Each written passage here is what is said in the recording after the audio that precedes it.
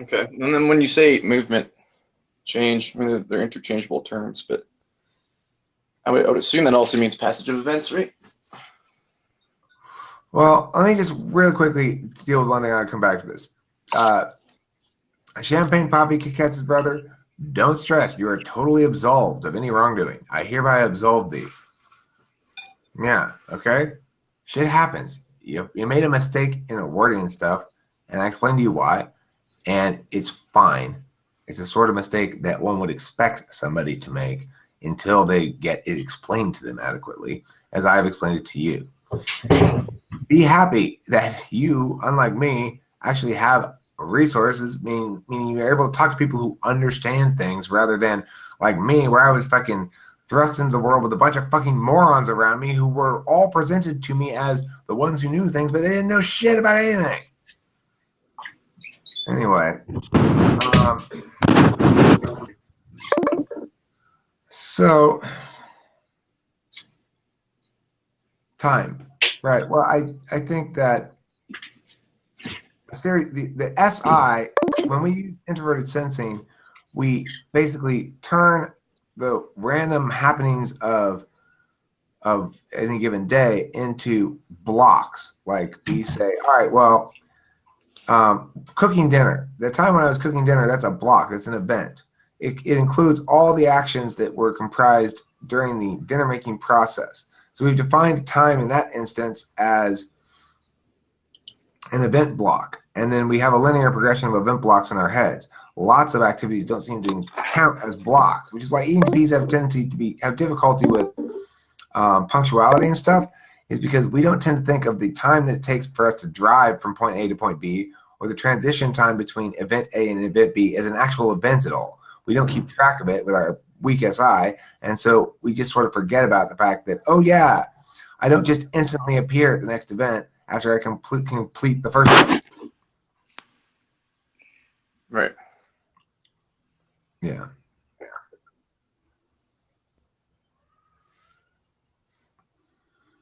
And that's why it's so important that we eat cheese.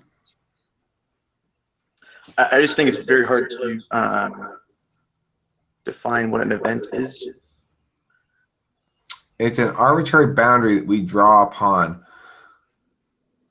manifestations of reality that occur in order to process those datas into an epistemologically useful thing.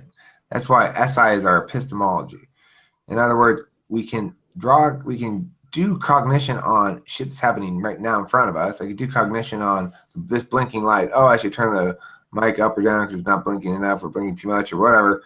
Or I could do cognition on an SI thing, which is to say I get to add to my set of known things that I don't have to think about anymore and use those as building blocks to think of. Or I could use shit that's new that's coming in, or I could combine the two. Use shit that's new that's coming in and relate it back to one of those pieces of knowledge that I've implanted in SI as an epistemological fact. So generally speaking, we don't think of our SI as being fallible, even though it is. We don't. When we say like, well, earlier this morning the cat was meowing a bunch because it needed some more food, and I put 2 cans of food in, and now they stopped meowing.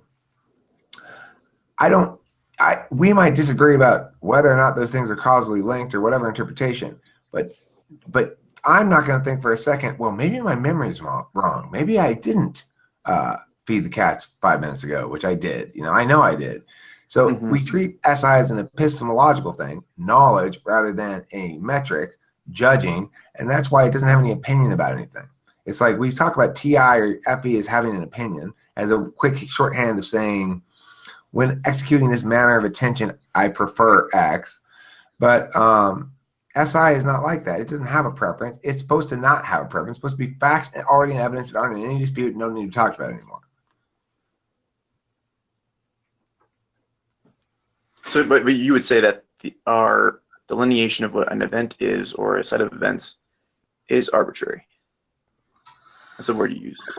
Well, I mean, arbitrary is an interesting word. It's a creative process. It's not a It doesn't exist outside of the manifestation of individual agency that you are. So you can't know what events have occurred to you without also framing those events through your own identity. It's impossible because that's what it means to establish what an event is.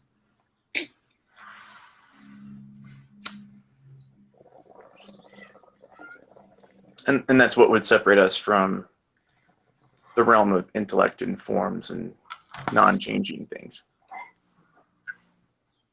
Well,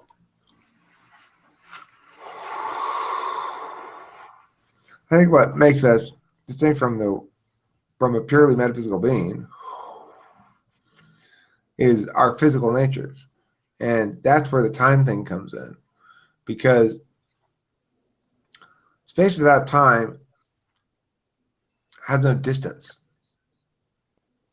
Distance requires an understanding that I'm not there now.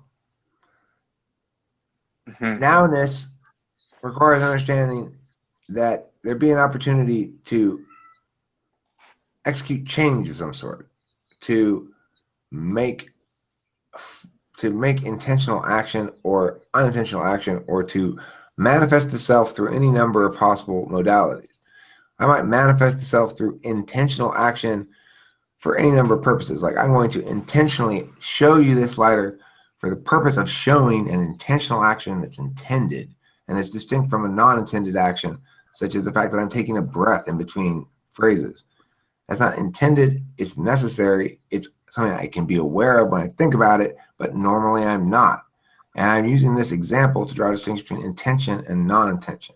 Understanding that simply because something's unintentional doesn't make it less real, it just makes it a different manner of attending to one's own reality-making self, which is what you are. Like the individual is the reality that the individual's existence makes manifest by virtue of its existence. It's an entirely circular and self-justifying argument, and unless you have an external grand observer, third party like God, in which case it makes sense a bit. The thing is, it breaks down on somewhere, anywhere along the line. I think the God argument actually causes things to break down less than any other argument. So I actually do believe that a deist understanding of metaphysics is more logically valid. What is somebody doing? What do you want? I. So do you think the metaphysical world, or if it is a being, metaphysical being, intellect, are you saying it doesn't have intent? Like it's by necessity is what it is. That's what I'm saying, is that the whole metaphysics requires, ultimately, when you really walk through all the fucking logic chains, it requires an external third party observer / purpose provider with purpose. So in other words, it's the opposite of what you said. This grand entity that is often referred to as God, I think is more or less inferentially required by sound metaphysics, regardless of what you think his nature or identity is. The one things that are required are that he or it or whatever provide purpose and observation.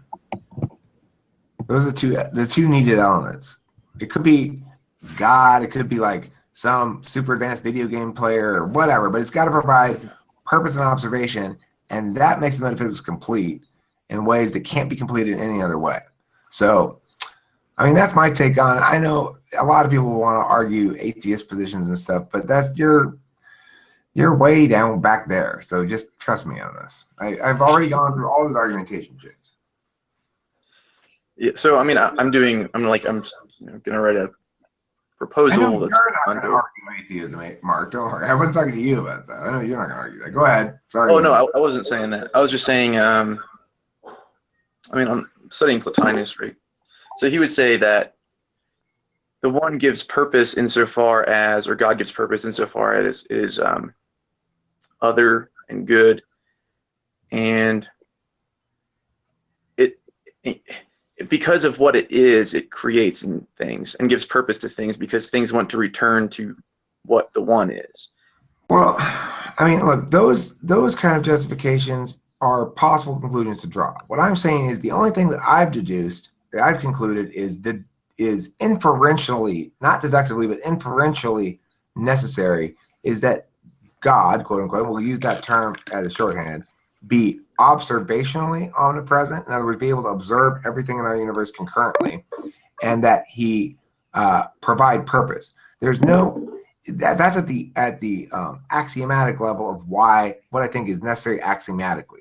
Now you can then further work away from that center and say we can further deduce a necessity of goodness. That's a harder argument to make and further away from the axioms. So I don't necessarily want to go down that path or deduce anything like that, because what I'm trying to establish is that it's the observation and the purpose providing that are necessary, because it's impossible for human entities to understand reality except through purpose, and it's impossible for reality to exist except through it being observed. And the alternative is that shit that's not observed doesn't exist anymore while we're not observing it, which doesn't make any sense. So, yeah, for quantum and I guess identity essence reasons, there needs to be a God. Would he have to be complete in himself? And in need as far from our perspective, yes, there'd have to be nothing outside of that. From our so would it think? It would intend. I don't know if it would think, it would intend. It would have to intend for me to become this and not to become that. It would have to also allow for me to fail. These are necessary components of a complete metaphysics. So it needs to allow for free will, and it needs to have an intention for me. I don't need to necessarily understand what that is, but it has to be possible for me to act in violation of my purpose, and possible for me to act in accordance with my purpose. So explain that further, like the free will thing. Why does he have to give you free will or allow for it? Well, because it's necessary that one understands one's own existence on multiple levels. But one of those is as a moral agent, necessarily taking action that has impacts upon others that resonate on under an ethical framework or as part of an ethical paradigm. So we can't avoid the fact that we as beings do exist on that plane. Okay, now given the fact that we exist on that plane, can you restate your question so I can get my train of thought back? I mean, why does God have to allow for free will? I mean, I would agree with you, but I was wondering why you would think that. So if we are moral agents, because it's possible for life to be meaningful, it has to be possible for one to attain and fail. Like there has to be some sort of reward for existing. It has to be possible to feel good because you won, or feel bad because you lost, or feel good because you got delicious foods, or bad because you're hungry, or something like that.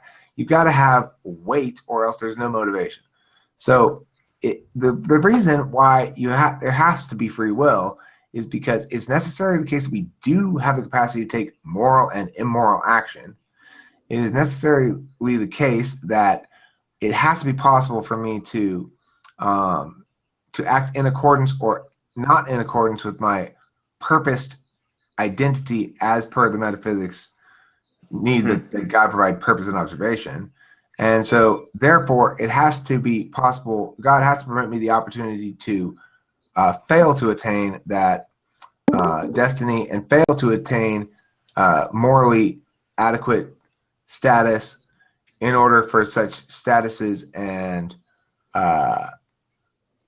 possibilities to exist at all. Okay, so like purpose is definitely intertwined with metaphysic, basically. Right. Like that's required. That for me, it's inadequate that I simply not violate rights, although that might keep me in accordance with an ethical imperative that's legitimate.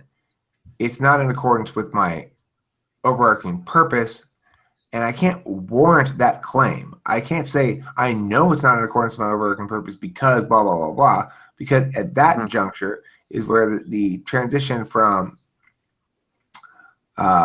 deductively warranted to inferentially warranted conclusions happens.